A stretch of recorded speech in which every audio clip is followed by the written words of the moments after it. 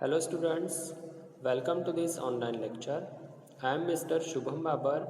Today I will teach you unit number 3 financial statement analysis from management accounting. In last lecture we have already studied the introduction, meaning and nature of financial statements. That was first point. Now, in this lecture, we will discuss on second point, that is significance of financial statements. Let's see. There is a first point, judging efficiency. Then second point, judging liquidity. Then third point is judging solvency. Fourth one is judging the efficiency of management. Fifth one is inter-firm comparison. And last one is forecasting and budgeting. So, here 6 points are given as a importance of financial statement analysis. In this lecture, we will discuss that particular points one by one. Okay, let's start. Financial statement analysis performs the essential function of converting mass data into useful information. Such analyzed financial information serves many and varied purposes as described below. Okay, financial statement analysis performs the essential function म्हणजे काय आवश्यक कार्य of converting mass data into useful information. म्हणजे financial statement analysis काय करत असतं तर जो डेटा आहे या डेटाचं कन्व्हर्टेशन कशामध्ये करत असतं conversion of that particular mass data into useful information. Okay, म्हणजे कच्चा डेटा आपल्याकडे आहे आणि त्या कच्च्या डेटाचं रूपांतरण कशामध्ये करायचं आहे तर conversion of that particular mass data into useful information अशा माहितीमध्ये कन्व्हर्टेशन करायचं आहे जी माहिती उपयोगाची असणार आहे.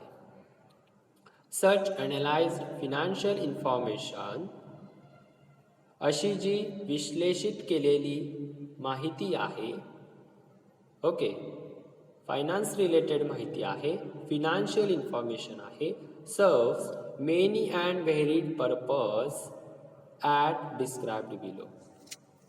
ओके, वेगवेगळ्या प्रकारचे त्याचे उद्देश आहेत. ओके, त्याच पद्धतीनं वेगवेगळ्या प्रकारे ही माहिती काय केलेली आहे डिस्क्राइब केलेली आहे आणि याचं डिस्क्रिप्शन खालीलप्रमाणे आपल्याला पॉइंट बाय पॉइंट दिलेलं आहे. ओके, त्यापैकी पहिला पॉइंट जो की स्क्रीनवर दिसत आहे तो आपण बघूयात. Judging efficiency. इफिशियन्सी म्हणजे काय तर कार्यक्षमता, बरोबर का कार्यक्षमता. Profitability is a measure of efficiency and success of a business enterprise. Okay, efficiency म्हणजे कार्यक्षमता and success of a business. Profitability म्हणजे काय तर नफा. प्रॉफिट म्हणजे काय नफा. मग प्रॉफिटेबिलिटी म्हणजे काय तर नफा मिळवण्याची क्षमता.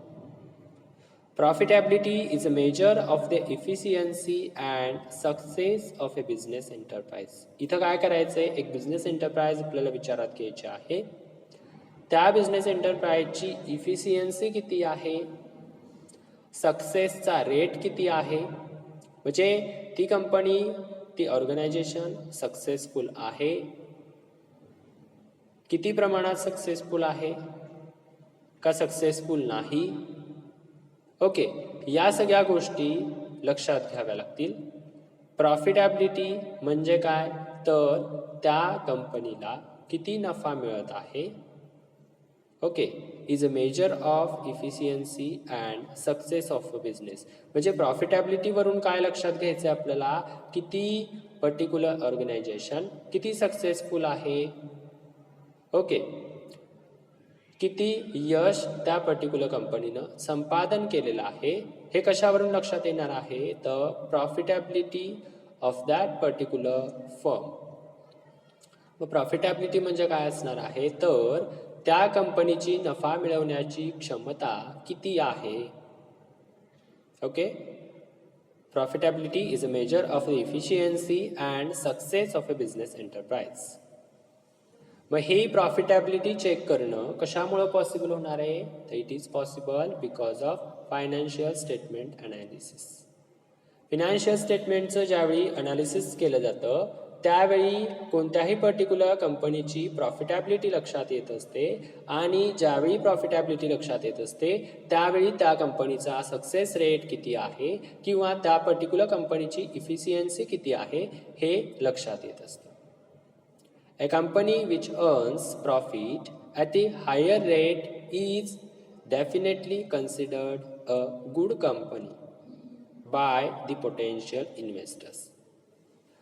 जी कंपनी जास्त प्रॉफिट कमवत असते, बघा, a company which earns profit at a higher rate, म्हणजे ज्या कंपनीला जास्त दरानं प्रॉफिट मिळत आहे, जास्तीत जास्त नफा मिळत आहे, is definitely considered a good company. त्या कंपनीला एक उत्तम कंपनी किंवा चांगली कंपनी म्हणून काय केलं जाणार आहे, कन्सिडर केलं जाणार आहे. कुणाकडून, बाय दी पोटेन्शियल इन्व्हेस्टर. जे गुंतवणूकदार आहेत त्यांच्याकडून कंपनीला काय मिळणार आहे, एक विशिष्ट प्रकारचा रिमार्क मिळणार आहे. कसला रिमार्क मिळणार आहे, की that particular company is good company.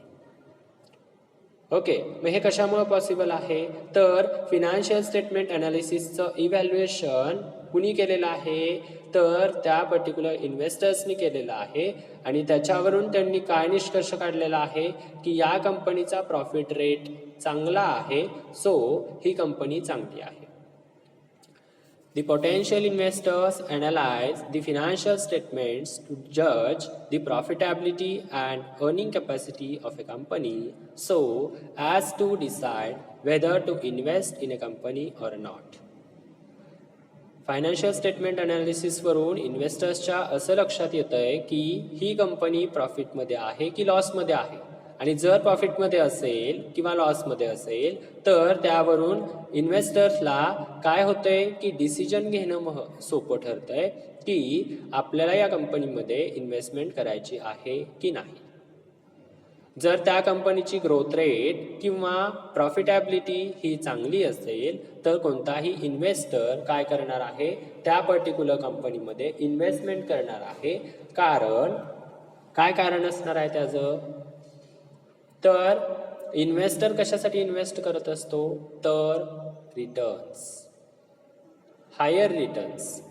त्याला जास्तीत जास्त रिटर्न्स मिळवायचे असतात, त्यामुळे तो पर्टिक्युलर इन्व्हेस्टर काय करत असतो, ज्या कंपनीचा नफा किंवा नफ्याचा रेट, प्रॉफिटॅबिलिटी रेट हा जास्त आहे त्या कंपनीमध्ये तो काय करणार आहे, इन्व्हेस्टमेंट करणार आहे. म्हणजे डिसिजन कशावरून घेणार आहे तो, the decision of that particular investor is totally depends on the financial statement of that particular company.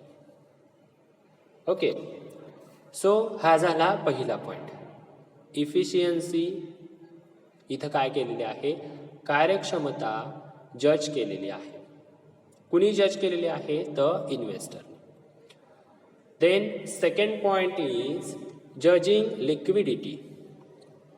बघा, liquidity of a business refers to its ability to pay off its short-term liabilities when these become due. Short-term creditors like trade creditors and bankers make an assessment of liquidity before granting credit to the company. आता liquidity जज करायची आहे. मग liquidity of a business refers to its ability.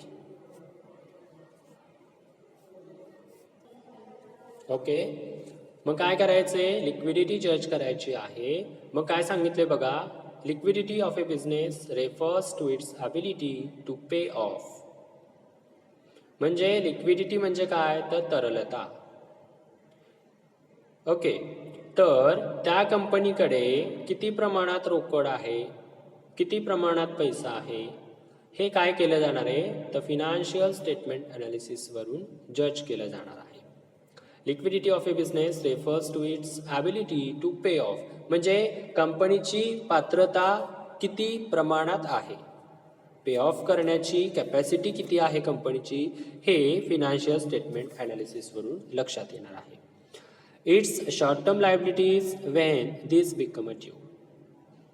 Liquidity of a business refers to its ability to pay off its short-term liabilities when these become due. Short-term creditors like trade creditors. म्हणजे जे short term creditors असणार आहेत, जे काय असणार आहेत, देणेकरी असणार आहेत. म्हणजेच की काय करायचंय, त्यांना आपल्याला द्यायचं आहे. लायबिलिटी साईडला ज्या सगळ्या गोष्टी असणार आहेत ते कोण असणार आहेत, आपले देणेकरी. आपल्याला काय करायचंय की आपल्याला त्यांना द्यायचं आहे. काय द्यायचं आहे, तर त्यांच्याकडून आपण काहीतरी कर्ज घेतलेलं असेल, ओके, किंवा काहीतरी बिझनेस रिलेटेड महत्त्वाच्या गोष्टी घेतलेल्या असतील, त्या आपल्याला काय करायच्या आहेत, रिटर्न करायच्या आहेत. ओके, मग त्या सगळ्या रिटर्न करायच्या ज्या गोष्टी असणार आहेत त्या आपण कुठं शो करत असतो, तर it is shown to liabilities of balance sheet. लायबिलिटीमध्ये आपण शो करत असतो. Short term creditors like trade creditors. Short term creditors म्हणजे कोण असणार आहेत, तर ट्रेड क्रेडिटर्स आहेत किंवा बँकर्स आहेत. Make and assessment of liquidity before granting credit to this company.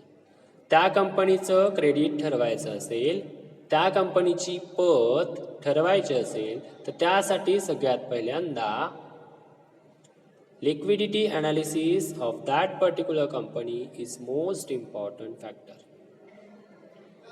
Okay, मग judging of liquidity is possible because of financial statement analysis. So analysis of that particular financial statement of that particular company is necessary to judge the liquidity of that particular company. Okay, तिसरा point दिलेला आहे judging सॉल्वन्सी.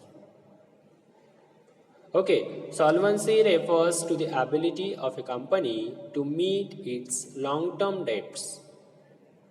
बघा, इनसॉल्वन्सी म्हणजे आपण काय म्हणत असतो, दिवाळखोरी असं म्हणत असतो. मग सॉल्वन्सी म्हणजे काय असणार आहे, की एक विशिष्ट प्रकारची बरकत असणार आहे. ओके, किंवा ती कंपनी चांगल्या पद्धतीची आहे. मग ती कंपनीची सॉल्वन्सी आपल्याला काय करायची आहे, जज करायची आहे. आणि ही सॉल्वन्सी कशावरून आपण जज करू शकतो, तर solvency of that particular company, judging of that solvency of that particular company is possible because of financial statement analysis. Financial स्टेटमेंटचं अनालिसिस केल्यावर आपल्याला सॉल्वन्सी काय करता येते, जज करता येत असते. इनसॉल्वन्सी म्हणजे दिवाळखोरी, व सॉल्वन्सी म्हणजे काय असणार आहे, की एक प्लस पॉईंट असणार आहे कंपनीचा. Okay, solvency refers to the ability of a company to meet its long term debts. Long-term creditors like debenture holders and financial institutions judge the solvency of a company before any lending decisions.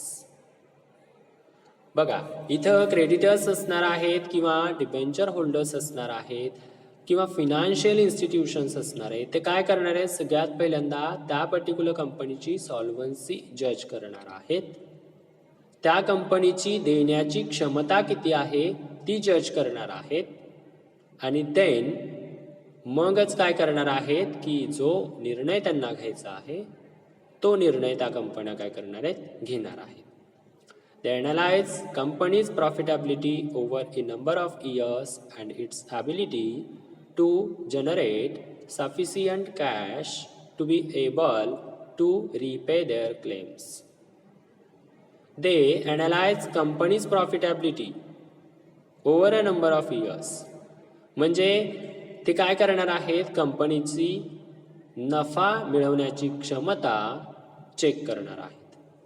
Profitability rate काय करणार आहेत, check करणार आहेत. नफा मिळवण्याचा दर check केला जाणार आहे. Okay, over a number of years. Okay, म्हणजे एक 2-3 वर्षांचा जनरली प्रॉफिटॅबिलिटी रेट हा चेक केला जाऊ शकतो.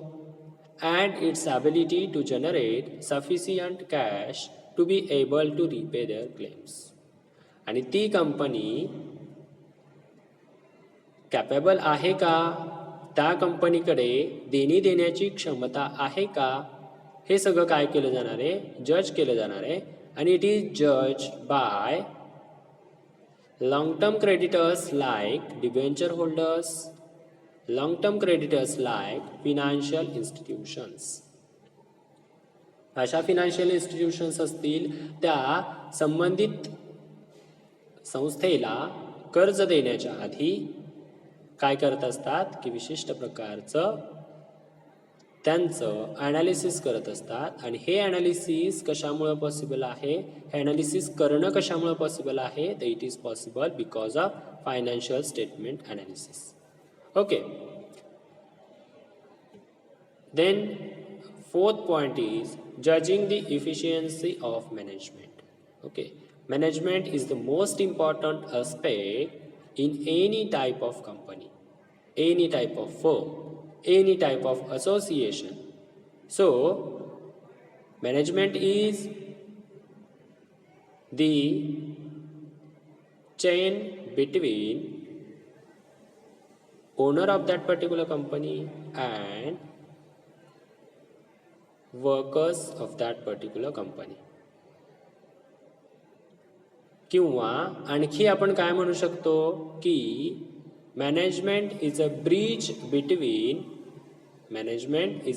Between producer and worker of that particular company.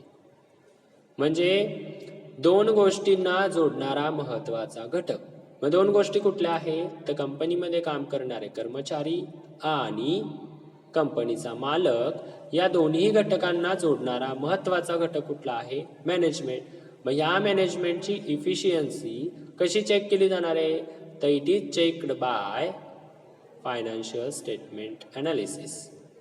Financial स्टेटमेंटचं ॲनालिसिस करून अशा प्रकारची efficiency of that particular management ही चेक केली जाणार आहे. Okay, performance and efficiency of management of a company can be easily जज by analysing its financial statements. बघा, परफॉर्मन्स म्हणजे कामगिरी अँड इफिशियन्सी म्हणजे परिणामकारकता किंवा कार्यक्षमता आपण म्हणू शकतो. ओके, तर performance and efficiency of management of a company can be easily जज by analysing its financial statement. म्हणजे फिनान्शियल स्टेटमेंटच्या आधारे आपण काय करू शकतो, त्या पर्टिक्युलर कंपनीची कामगिरी आपण काय करू शकतो, चेक करू शकतो किंवा ॲनालाइज करू शकतो. Profitability of a company is not the only measure of company's managerial efficiency. Profitability of a company म्हणजे नफा मिळवण्याची क्षमता कुणाची, कंपनीची, is not the only measure of companies managerial efficiency. म्हणजे फक्त नफ्यावरून आपण त्या कंपनीची कॅपॅसिटी चेक करू शकतो का, किंवा त्या कंपनीची कॅपॅबिलिटी ही फक्त प्रॉफिटॅबिलिटी रेटवरती डिपेंड असणार आहे का, तर नो. तर त्यासाठी आणखी वेगवेगळ्या गोष्टींचं आपल्याला इन्स्पेक्शन करावं लागेल, वेगवेगळ्या प्रकारच्या गोष्टींचं आपल्याला ऑब्झर्वेशन करावं लागेल. तेव्हा आपल्या लक्षात येईल की त्या कंपनीचं एकूण परिणामकारकता किती आहे. Okay, there are a number of other ways to judge the operational efficiency of management. There are number of the other ways, म्हणजे खूप सारे वेगवेगळे मार्ग आहेत. फक्त आणि फक्त आपण प्रॉफिटॅबिलिटी रेटवरून आपण लक्षात घेऊ शकतो का? त्याच्यावरून लक्षात येऊ शकतं, परंतु आणखी डीपमध्ये आपल्याला जर ॲनालिसिस करायचं असेल किंवा डीपमध्ये जर capability of that particular company ही जर चेक करायची असेल तर त्यासाठी आपल्याला काय करावे लागेल, तर त्यासाठी वेगवेगळे मार्ग आहेत, त्या मार्गांचा आपल्याला अवलंब करावा लागेल. Financial analysis tells whether the resources of the business are being used in the most effective and efficient way. Financial analysis काय सांगत असतं? Financial analysis tells whether the resources of the businesses are being used in the most effective and efficient way. Okay, की त्या बिझनेसमध्ये असणारी साधन सामग्री असेल किंवा त्या बिझनेससाठी लागणाऱ्या वेगवेगळ्या प्रकारच्या गोष्टी असतील, ओके, तर त्यांचं आपल्याला कशा पद्धतीनं सेटअप करावा लागेल, ओके, किंवा proper utilization of that particular resources. Okay, proper utilization म्हणजे महत्तम वापर आपल्याला करायचा आहे. कशाचा महत्तम वापर आपल्याला करायचा आहे? तर जो कलेक्टेड डेटा आहे किंवा जे कलेक्टेड मटेरियल आहे त्या मटेरियलचा आपल्याला काय करायचं आहे? प्रॉपरली यूज करायचा आहे. ओके, मग मॅनेजमेंटची इफिशियन्सी आपल्याला जज करायची असेल तर त्यासाठी आपल्याला काय करावं लागेल की फिनान्शियल स्टेटमेंटचं ॲनालिसिस आपल्याला करावं लागेल. सो हा आपला 4 नंबरचा पॉईंट आहे, judging the efficiency of management. It is possible to जज the efficiency of management is possible because of financial statement analysis. Then fifth one is interfirm comparison. Inter-firm comparison म्हणजे तुलना करायची आहे. कशाची तुलना करायची आहे? इंटरफर्म म्हणजे दोन संस्था आहेत, त्या दोन संस्थांची एकमेकांशी तुलना करायची आहे. बघा, इंटरनॅशनल आपण म्हणतो. इंटरनॅशनल म्हणजे काय? दोन राष्ट्रांमध्ये. ओके, दोन राष्ट्र म्हणजे इथं वेगवेगळी दोन राष्ट्र आहेत, त्या दोन राष्ट्रांचं कंपॅरिझन करायचं आहे, त्याला आपण काय म्हणतो? इंटरनॅशनल. मग आता इथं काय करायचं आपल्याला? इंटरफर्म कंपॅरिझन म्हणजे दोन वेगवेगळ्या फर्म्स असणार आहेत आणि त्या फर्म्सचं आपल्याला काय करायचं आहे? कंपॅरिझन करायचं आहे. आणि हे कंपॅरिझन कशामुळे पॉसिबल आहे? तर that particular comparison is possible because of financial statement analysis. बघा, a comparative study of financial and operating efficiency of different firms is possible only after proper analysis of their financial statements. बघा, a comparative study म्हणजे तुलनात्मक अभ्यास आपल्याला करायचा आहे of financial and operating efficiency of different firms म्हणजे वेगवेगळ्या firms आहेत, त्या फर्मचं फिनान्शियली आपल्याला काय करायचं आहे? फिनान्शियल इफिशियन्सी आपल्याला चेक करायची आहे. तर ती फिनान्शियल इफिशियन्सी आपण कशी चेक करणार आहे? म्हणजे काय? फिनान्शियल इफिशियन्सी म्हणजे काय? की आर्थिक बाजू कशी आहे, आर्थिकदृष्ट्या.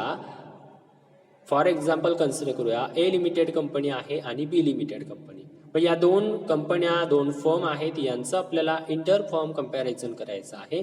मग त्यावेळी लक्षात काय घेतलं जाणार आहे? तर financial position of a company, financial position of B limited company and compare of that particular both the companies and result it. आणि त्याच्यावरून आपण काय करणार आहे? निकाल काढणार आहे. काय निकाल काढणार आहे? की कोणती कंपनी ही स्ट्रॉंग आहे, कोणती कंपनी ही वीक आहे. दोन कंपन्यांचं आपण ॲनालिसिस केलं, दोन कंपन्यांचं आपण कंपॅरिझन केलं आणि कंपॅरिझनमधून काय रिझल्ट आलेला आहे? It is result out that one of that is efficient company and another company is not efficient. एक कंपनी इफिशियंट आहे, दुसरी कंपनी इफिशियंट नाही. म्हणजे एक कंपनी कार्यक्षम आहे, दुसरी कंपनी अकार्यक्षम आहे. ओके, सो अशा पद्धतीचं अनालिसिस आपल्याला लक्षात घ्यावं लागेल. For this purpose it is also necessary that the financial statements are kept on uniform basis so that financial data of various firms are comparable. Okay, for this purpose, हा उद्देश साध्य करण्यासाठी it is also necessary that the financial statements are kept on uniform basis so that financial data of various firms are comparable. म्हणजे comparison आता आपल्याला करायचं आहे, financial डेटाचं comparison करायचं आहे. फॉर एक्झाम्पल आपण काय करतोय की ए कंपनी आहे आणि बी कंपनी. ओके, ए लिमिटेड बी लिमिटेड आपण एक्झाम्पल कन्सिडर केलेलं आहे, ए लिमिटेड बी लिमिटेड. आता कन्सिडर करूयात आपण ए लिमिटेडमध्ये असणारी मशिनरी, बी लिमिटेडमध्ये असणारी मशिनरी, या दोन्ही मशिनरीचं आपल्याला काय करायचं आहे, कंपॅरिझन. कारण काय बघा, इकडं सुद्धा मशिनरी आणि इकडं सुद्धा मशिनरी आहे. सो दोन्ही मशिनरींचं कंपॅरिझन होऊ शकतं का? होऊ शकतं. कारण बघा इथं काय दिलेलं आहे आपल्याला, the financial statements are kept on uniform basis. म्हणजे तिथं काय आलं पाहिजे की ज्या दोन गोष्टींचं आपण कंपॅरिझन करतोय त्या दोन गोष्टी कशा असल्या पाहिजेत, एकसारख्या असल्या पाहिजेत, तर त्याचं कंपॅरिझन होऊ शकतं. मग for example machinery of A limited company and machinery of B limited company.